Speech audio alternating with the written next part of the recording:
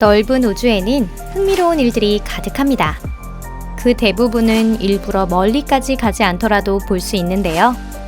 우리 태양계에서도 재미있는 일들이 많이 일어나고 있으니까요. 지구상의 바다를 합친 것보다 많은 물을 가진 천체가 있다는 사실을 알고 계셨나요? 만약 러브크래프트 씨가 이 천체의 존재를 알았다면 이곳을 배경으로 해서 크툴루 같은 것을 만들어냈을지도 모릅니다. 오늘도 호기심 가득한 여러분 안녕하세요. 저희 채널을 방문해 주셔서 감사합니다.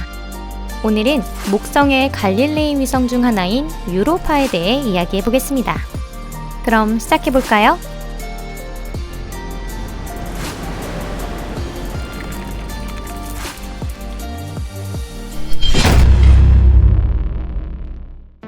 유로파는 이오, 칼리스토, 가니메데와 함께 1610년 1월 8일 갈릴레오 갈릴레이에 의해 발견됐습니다.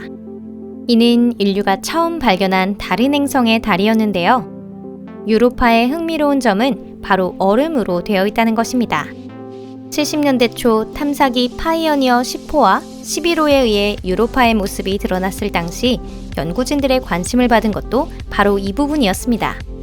이 발견이 생물 분야의 또 다른 획기적인 발견과 시기적으로 겹치게 되며 유로파에 생명이 있는 게 아닐까 하는 추측이 나오게 되었는데요. 그럼 순서대로 하나씩 살펴볼게요. 유로파란 더 자세히 살펴보자. 유로파는 목성의 위성인 4개의 갈릴레오 위성 중 가장 작은 위성입니다.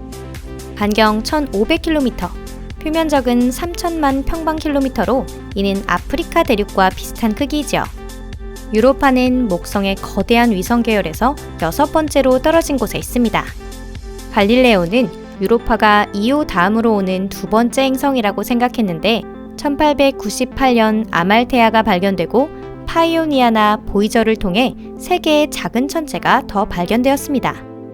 유로파는 태양계 최대의 행성 주위를 3일 반 동안 한 바퀴씩 돌고 있으며 그 궤도는 거의 온전한 원을 그리고 있습니다. 다른 모든 갈릴레오 위성과 마찬가지로 유로파는 목성에 늘 방향만을 향한 채 돌아가고 있습니다. 치밀하게 계산된 원 궤도 위에서 늘 목성만을 바라보고 있는 반구. 이렇게 정의한다면 마치 유로파가 규율을 잘 지키는 위성으로 보일 수도 있겠는데요. 하지만 사람은 겉만 봐서는 모른다고 궤도는 있지만 완전히 그곳에서 벗어나 있으며 조석 고정도 불완전해서 유로파의 표면에서 보면 목성이 공중에서 흔들리고 있는 것처럼 보입니다. 연구자들이 관심을 가진 이유는 언뜻 보았을 때 이해하기 힘든 유로파의 이런 습성 때문이었습니다. 우리가 유로파에 내렸다면 눈앞에 펼쳐진 것은 꽤 적막한 풍경일 것입니다. 곡선 무늬가 무질서하게 날리고 있는 온통 회색의 평원에 뾰족한 돌이 이리저리 뒹굴고 있을 것입니다. 그리고 거대한 주황색 목성까지 하늘에 떠올라 마치 우리에게 이제 빨리 떠나, 여기에서 할 수 있는 일은 아무것도 없어 라고 말하는 것처럼 보일 정도입니다. 유로파는 태양계 중에서 가장 평탄한 천체로 산이나 크레이터도 없습니다. 가장 큰 언덕이라도 높이는 100m를 넘지 않죠. 그런데 발밑에 나뒹굴고 있는 옥석을 조사해 가져가려고 하니 난데없는 일이 일어났습니다. 무려 이 옥석이 얼음으로 되어 있었던 것이죠.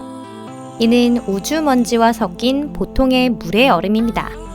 대부분 산소의 대기가 유로파에 있는 것도 이 덕분입니다. 목성의 방사선에 의한 물은 수소와 산소로 분해되는데요. 수소는 증발하지만 산소는 무겁기 때문에 대기 중에 남는 것입니다. 궤도가 범위에서 어긋난 것이나 회전축 주위에서 진동하는 등의 작은 반항도 유로파에게 개성을 주기엔 충분한 것들입니다. 심지어 이는 회색으로 보이는 표면의 풍경 속에 숨겨져 있습니다. 무엇보다도 유로파의 두꺼운 얼음 껍질 밑에는 거대한 바다가 숨어 있는데요. 이것이 유로파의 가장 독특한 점입니다. 다이버에게는 우주의 낙원. 유로파에 초대받지 않은 방문자들을 다 내쫓기 위해 목성이 아무리 노력한다 해도 인간은 욕심을 버리지 못할 것입니다. 그러니 아마 우리가 살아있는 동안 유로파에 자동화된 기지를 만들지도 모르겠는데요. 하지만 아직까지는 번거로운 연구나 수학적 모델에 그치는 상태입니다. 그 중에서도 가장 잘 알려진 수학적 모델에 따르면 황량한 얼음 껍데기의 두께는 약 10km라고 하는데요. 이 껍질은 아직 젊지만 화강암보다도 더 단단합니다. 주로 우주먼지가 섞이거나 온도가 매우 낮아 생긴 현상입니다. 얼음 껍데기의 어딘가에는 분화구, 즉 유로파의 표면에 물을 분출하고 있는 얼음 화산이 있습니다. 이 얼음 화산이 유로파 표면의 대부분을 평탄하고 매끄럽게 하는 데에도 한몫을 하고 있습니다. 얼음 껍데기 밑에는 액체의 바다가 펼쳐져 있습니다. 구분이 다소 어렵기 때문에 물이 얼지 않도록 유로파를 데우는 역할을 하는 기조력을 만들기에는 충분합니다. 이 물의 흐름에 의해 작은 자기장이나 지구의 판이동을 더 약하게 할 수 있을 정도입니다. 바다에서 수영하는 것을 좋아하는 사람들에게 유로파는 천국인데요. 바다의 깊이는 적어도 70km 이상으로 지구의 마리아나 해구의 7배에 해당하는 깊이입니다. 유로파의 지표면에는 강한 방사선이 있는데 이는 5.5mS에 이릅니다. 수치로는 지구상의 방사선량의 100만 배로 핵폭발이 일어난 지역보다 약간 적은 정도의 양이죠. 하지만 얼음층이 무척 튼튼하기 때문에 목성에서 보내는 사랑의 빔을 바다까지 통과시킬 수는 없습니다. 그러니 심해 탐사를 꿈꾸고 계신 분들이 걱정해야 할 것은 강력한 수압으로부터 몸을 지키는 일뿐입니다. 가장 최근의 수학적 모델에 의하면 유로파의 바다는 결코 고립된 가상의 물체가 아니라고 하는데요. 이곳은 얼음의 표면과 활발한 물질 교환을 진행하고 있습니다.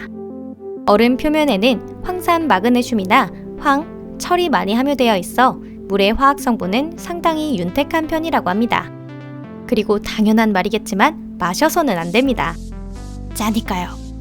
어쩌면 지구의 바다보다 더 짤 수도 있습니다. 좀 더 깊은 곳까지 들어갈 수 있다면 바닥, 즉 침전된 먼지로 이루어진 광층을 만날 수 있는데요.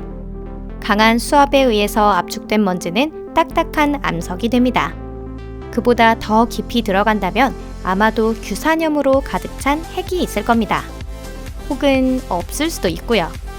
이는 아마 가까운 시일 안에 밝혀질 것이라고 하네요. 목성 그늘에서 사는 생명. 상식선에서 생각해 본다면 유로파의 바다는 어둡지 않을까라는 추측을 해볼 수 있는데요. 더러운 얼음으로 만들어진 어두운 회색의 얼음층이 없었다고 해도 햇볕이 아주 희미하거나 그도 아니면 전혀 닿지 않을 겁니다. 1970년대까지는 이는 거의 기정사실에 가까웠습니다.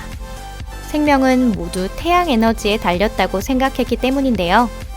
그래서 유로파의 물에는 생명이 없으며 지능이 낮은 박테리아조차 없다고 여겨졌습니다.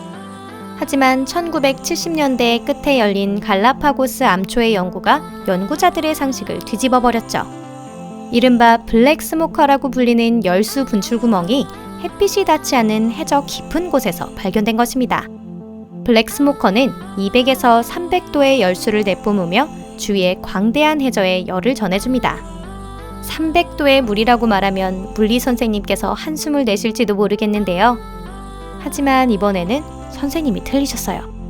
이 정도의 해저에서는 수압이 상상을 초월할 정도로 높은데 이렇게 수압이 높아지면 물의 비등점도 따라서 높아집니다. 블랙 스모커 주위에는 자주적인 대기권, 즉 한 번도 태양을 받지 않은 생명들이 살기 위한 거처가 마련되어 있습니다. 이런 생물에게는 블랙 스모커가 데워서 주는 물만 있으면 태양이 없어도 상관이 없습니다. 고세균과 혐기성 박테리아라고 한다면 산소마저 필요 없습니다. 유로파의 바다에 있을 가능성이 높은 것은 바로 이런 생물들이지요. 바다는 화학 성분이 매우 풍부하고 목성이 발사한 방사선은 얼음 껍데기가 단단히 보호하고 있으니까요. 오늘 영상은 여기까지입니다. 끝까지 시청해주셔서 감사합니다.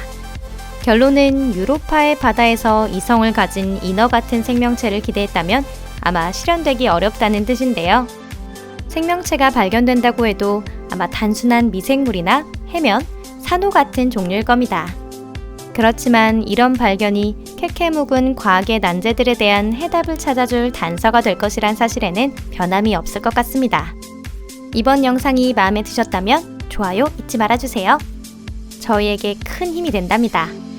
앞으로도 더 재미있는 영상 많이 올릴 테니 다음 영상도 잘 부탁드릴게요. 그럼 안녕히 계세요.